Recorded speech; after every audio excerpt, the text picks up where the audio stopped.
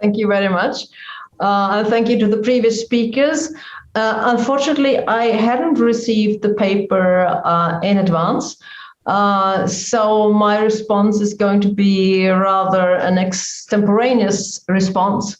When it comes to secularization, I think the basic question is, do we regard it as a partner or an enemy? And I think that decides quite a lot how we go. Some years ago, I had a conversation with the Grand Imam of Al-Azhar, Ahmed Al-Tayyib, in Cairo.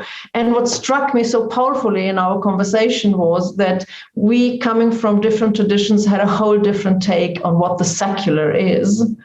And in that conversation, I discovered myself anew and afresh as a daughter of both the Reformation and the Enlightenment.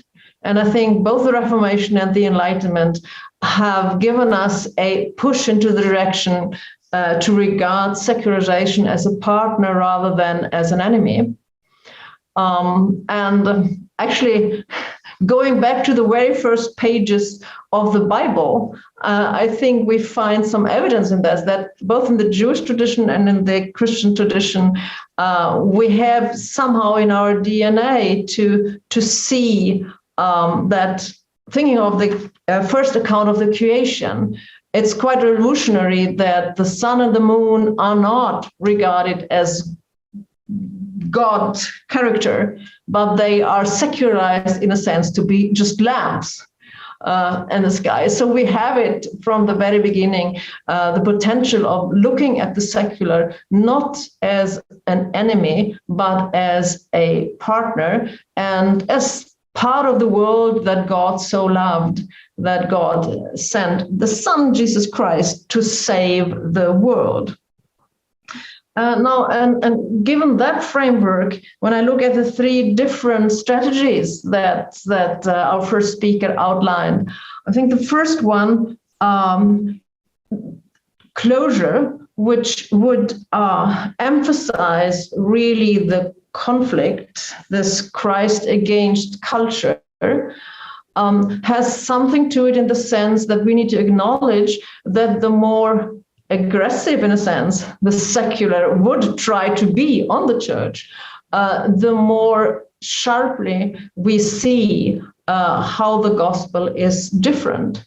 And of course, I would say that the countercultural, the experience of being countercultural should turn us on rather than turn us off.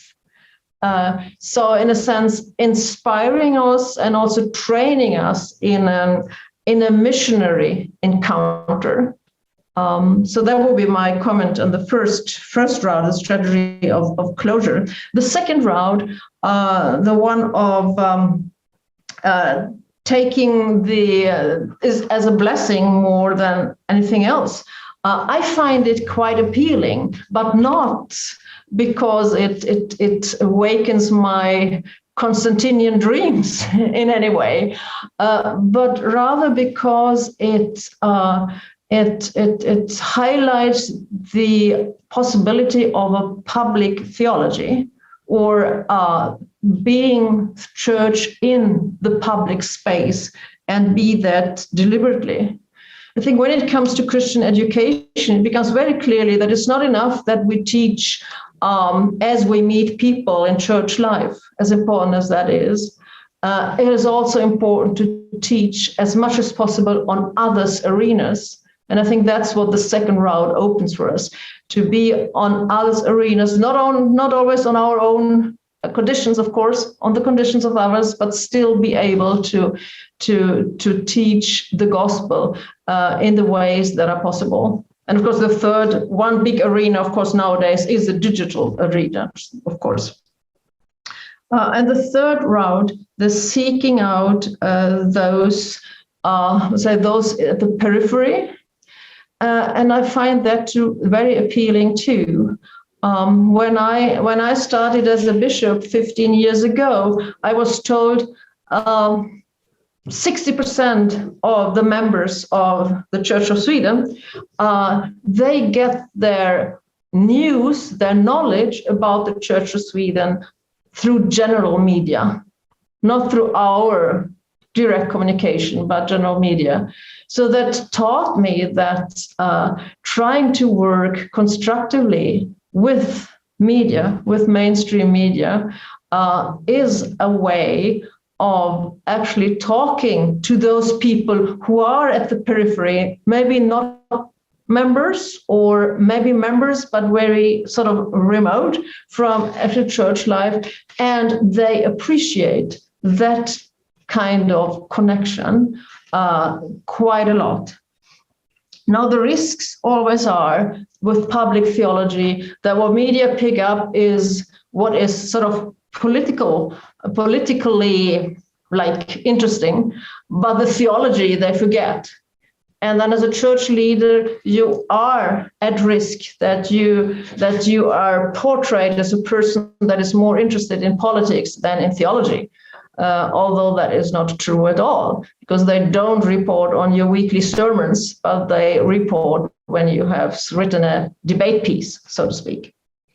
But still, given these risks, I would say it is worth the risks, and also exceptions prove the rule, so to speak. Several occasions, even like yesterday, when I send out a prayer in the secular space, it sort of flies.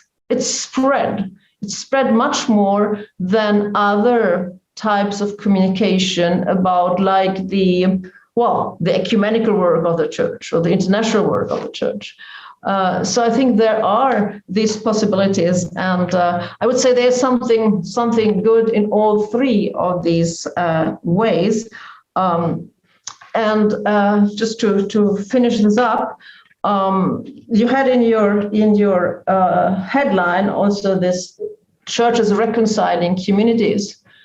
And I would say one concrete way where at least my church has tried to walk all these paths at the same time is our reconciliation work, truth and reconciliation work with the Sami people in Sweden, which has been subject to colonization, and where by doing this, by moving through this process of truth and reconciliation and do it as public as possible, the church now is in a position to advise the state and to assist the state in how to walk on with their truth process. So this is actually illustrate the possibilities I see when you combine all these three paths that you have pointed to.